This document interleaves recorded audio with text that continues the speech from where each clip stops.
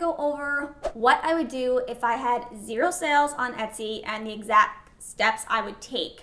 So the reason why I want to make this video is because I know some of you have told me that you're struggling to get your very first sale, or maybe your very first handful of sales, and I never really share this, and I really should share more of my failures on this channel so you guys don't feel so alone. But at one point in my Etsy career, I actually had a failed product launch. So I did all the work to research the product, source the materials, create the product, and I launched it into the world and crickets. So I know what it's like to create a product and then not get sales and wonder what the heck went wrong. So in this video, I want to go over what I would do if I knew then what I know now. So in this video, I'm not going to talk about having good photos or good listing descriptions, anything like that. I have other videos that will help you with that. Those are kind of like the obvious tips. In this video, I actually want to give you some real insight of some things that you probably haven't heard of or thought of yet. So I hope these tips help. So the first thing that I would do if I had no sales on Etsy yet is I would take a look at my top 3 competitors. So I would find people that are selling very similar things to what I'm selling on the platform and kind of try to find patterns within their shop. So is there a color that's working well for them? Is there a certain style? Are they including certain sizes? Not obviously to copy it, but to look at what's working for all 3 of those shops and see if my listings and my shop is missing anything. If you are noticing some similarities in their listings that you're not doing, then definitely think about implementing some of these changes to improve your own listings. I know it's hard to look at competitors when you first start out, but don't look at them as competitors really. Look at them as inspiration, as your peers that have just been in the game a little bit longer, so just look to them for a little bit of guidance. You will get there, but let's just look to see what's working and see if we can improve our listing from what we see that is already working in the marketplace.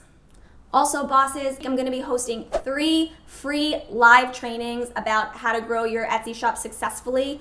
It's not going to be boring, it's going to be super juicy, and you're definitely going to want to bring a notepad if you decide to join. If you're interested, you can go to the link below and select which free training you want to show up for, and I hope to see you there. The next thing I would do is run a grand opening sale. So I would run a sale instead of just discounting my prices because a lot of shoppers actually filter for sales. So what I would also do is I would include in my banner that it's a grand opening and that this is why you're having a sale and it's for a month long, let's say. And I would call it out because if someone lands on your shop and they see you have 0 sales and 0 reviews, then they might be hesitant to purchase from you. But if you explain in your banner that you're running a sale, people are more likely to look at that and say, oh, okay, it's not that this seller's products aren't good, it's just that they're brand new to Etsy. So this is gonna make it a lot more likely for them to actually go ahead and purchase it. I really think that this is probably the best thing you can do in order to grab those initial sales, and then you can raise your prices maybe after a month. If you don't know this, Etsy actually gives each listing a rating. So if your listing converts into favorites and into purchases, Etsy might actually give your listing a good rating score, which means it's more likely to show up in search results. So the algorithm helps that listing rank higher when it converts.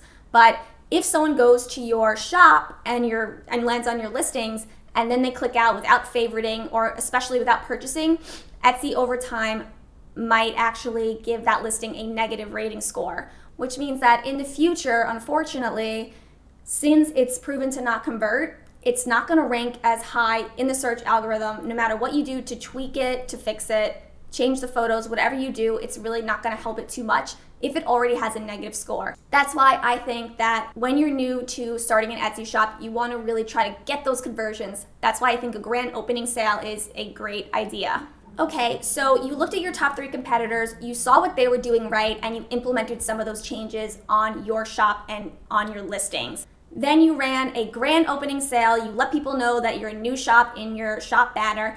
So at this point, you're bound to get a couple of sales. You might have to be a little patient, but you will get one. And when you do, that's when you really want to make sure that you treat that customer like gold. Why, other than it being the right thing to do and incredibly nice, is because you want that customer to give you a review, because reviews means social proof.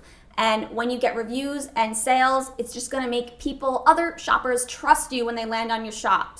The only problem is, no matter how nice you are to some customers, they just might not leave reviews. I think it's about 90% of people don't leave reviews, but there is something that I do. Every time I list something that's brand new that has no reviews, I always ask my customers to leave one. And I don't ask it in a pushy, weird way. I basically send them a message saying that I hope everything is okay with their order, and also let them know that this is a new shop or a new listing that doesn't have reviews yet. So if they actually like their purchase, you would really appreciate it if they would leave you a review.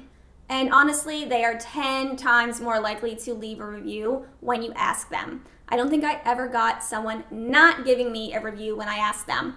One thing to remember is don't let too much time go by without asking them, because then people might be less likely to actually leave one. I would say if you're selling digital products, you want to probably send that message to them the next day. Or if you're selling physical products, you want to ask them the day they receive it or the next day. Definitely ask for reviews. It's a really great way to get that social proof. So now that my listings are improved, I had my grand opening sale, I got my first sale, and now I'm more likely to get more sales because of the social proof.